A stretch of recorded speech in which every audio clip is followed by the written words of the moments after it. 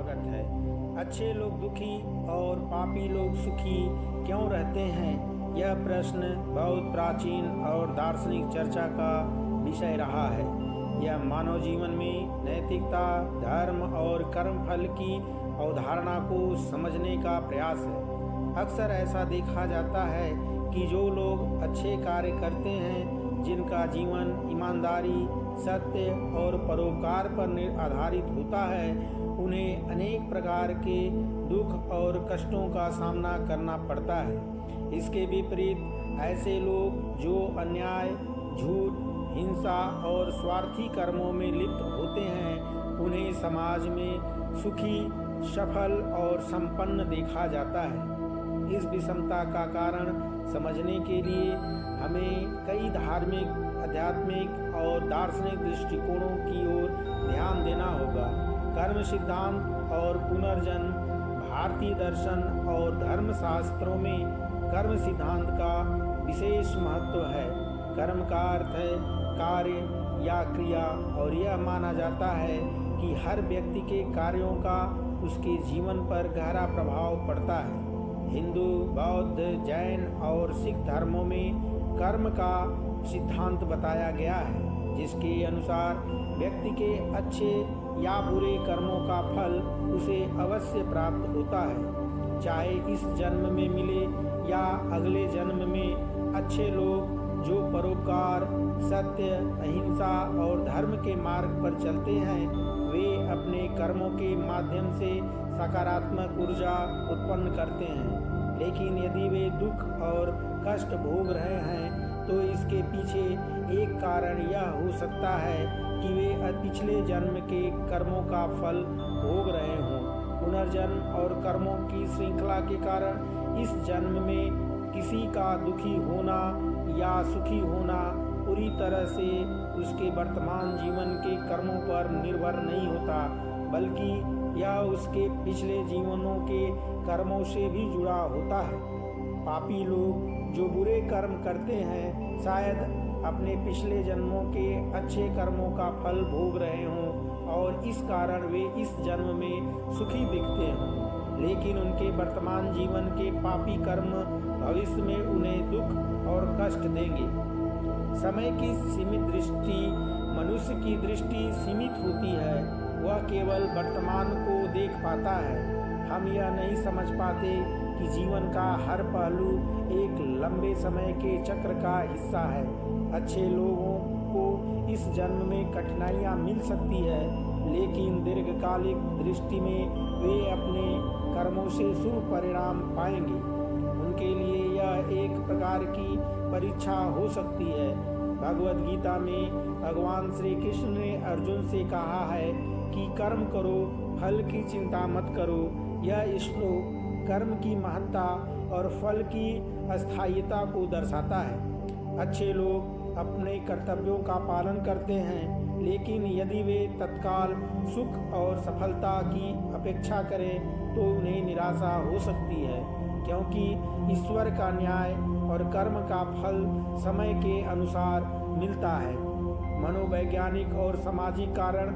अच्छे लोग अपने जीवन में सच्चाई, ईमानदारी और नैतिकता का पालन करते हैं, लेकिन अक्सर इस मार्ग पर चलने वाले लोग सामाजिक असफलता, अस्वीकृति या प्रताड़ना का सामना करते हैं, क्योंकि समाज में नैतिकता की समझ हर व्यक्ति के लिए समान नहीं होती। कई बार अच्छे लोग अपनी नैतिकता के कारण खुद को मुश्किलों में डाल लेते हैं।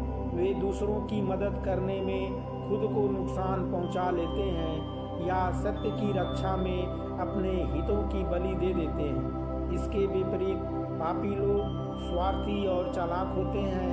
वे अपने लाभ के लिए दूसरों का शोषण करने से नहीं हिचकते, और कभी कभी उनकी यही चालाकी उन्हें समाज में ऊंचाई पर ले जाती है। समाज में बहुत सारे लोग सफलता को नैतिकता के बजाय आर्थिक संपन्नता और सामाजिक प्रतिष्ठा से मापते हैं, जिससे पापी लोग सफल और सुखी दिखते हैं। आध्यात्मिक दृष्टिकोण अनेक धार्मिक ग्रंथों में यह बताया गया है कि अच्छे लोग दुखी इसलिए होते हैं क्योंकि वे एक गहरे आध्यात्मिक स्तर पर आगे बढ़ रहे होते हैं। उनके दुख उनके आध्यात्मिक उत्थान का एक हिस्सा होते हैं। दुख और कठिनाइयाँ उन्हें आत्मनिरीक्षण और आत्म साक्षात्कार की ओर ले जाती है। वे समझते हैं कि इस संसार में सुख और दुख अस्थायी है और उनका अंतिम लक्ष्य ईश्वर की प्राप्ति या मोक्ष है। ईसाई धर्म में भी इस प्रकार की शिक्षा मिलती है कि जो लोग धर्म के मार्ग पर चलते हैं उन्हें परीक्षा के दौर से गुजरना पड़ता है। यीशु मसीह ने भी अपने अनुयायियों को सिखाया कि सच्चे अनुयायी को सांसारिक दुखों से घबराना नहीं चाहिए, क्योंकि ये दुख उसकी आत्मा को शुद्ध करते हैं। पाप और तत्कालिक सुख, पापी लोग तत्काल सुख और संपन्नता प्राप्त करते हैं, क्योंकि वे अपने जीवन में नैतिकता के बजाय भौतिक सुखों को प्राथमिकता देते हैं। उनका ध्यान समाज में अपना स्थान सुरक्षित करने, धन संपत्ति अर्जित करने और अपनी इच्छाओं को पूरा करने पर केंद्रित होता है। लेकिन यह समझना आवश्यक है कि उनका सुख अस्थायी होता है। पाप से प्राप्त सुख शारीरिक और भौतिक रूप में तो सुख दे सकता है, लेकिन मानसिक और आत्मिक रूप से वे हमेशा अशांत रहते हैं। जैसे जैसे समय बीतता है उनकी अंतरात्मा उन्हें कचोटने लगती है और उनके जीवन में एक प्रकार की अस्थिरता और भय का समावेश हो जाता है। धर्म ग्रंथों में यह स्पष्ट किया गया है कि जो लोग पाप के मार्ग पर चलते हैं वे इस जन्म में चाहे जितना भी सुखी हों, अंततः उन्हें अपने कर्मों का दुष्परिणाम भुगतना पड़ता है। उनका यह सुख अल्पकालिक होता है और लंबे समय में उन्हें दुख और कष्ट ही मिलते हैं। दैविक योजना और न्याय, दैविक न्याय या ईश्वर का न्याय समय के साथ अवश्य होता है। यह जरूरी नहीं कि इस न्याय को हम अपनी सीमित दृष्टि में देख सकें, लेकिन यह विश्वास धर्म और अध्यात्म में विशेष रूप से बताया गया है।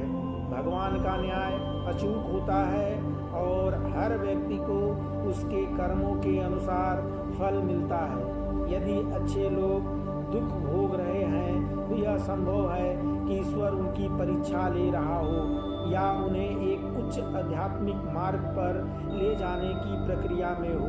पापी लोग का सुख भी उनकी आत्मा के परिपक्व होने का एक हिस्सा हो सकता है और अंततः उन्हें अपने पापों का परिणाम भुगतना पड़ता है। निष्कर्ष: अच्छे लोग दुखी और पापी लोग सुखी क्यों रहते हैं? यह प्रश्न जटिल और गहरे अर्थों से भरा हुआ है। यह प्रश्न केवल धर्म और अध्यात्म से जुड़ा नहीं है, बल्कि यह जीवन के वास्तविक अनुभवों और सामाजिक संरचना से भी संबंध रखता है। अच्छे लोग अपने कर्मों का फल इस जन्म में भले ही दुख के रूप में भोगते हों, लेकिन उनका यह दुख उनके आत्मिक विकास और भविष्य के सुख की नींव बनता है। पापी लोग चाहे कितने भी सुखी दिखें, उनका सुख अस्थायी होता है और अंततः उन्हें अपने पापों का दुष्परिणाम भोगना ही पड़ता है। कर्म सिद्धांत, पुनर्जन्म और दैविक न्याय की अवधारणा इस प्रश्न का व्यापक उत्तर देती है, क्यों अच्छे लोग दुखी और पापी लोग सुखी रहते हैं। सच्चाई यह है कि यह संसार एक अस्थायी स्थान है और इसमें सुख और दुख दोनों क्षणिक हैं। असली उद्देश्य आत्मा की शुद्धि और मोक्ष की प्राप्ति है, जो केवल धर्म और सत्य के मार्ग पर चलकर ही संभव है। मित्रों, यदि बात अच्छी लगे तो शेयर और सब्सक्राइब करें।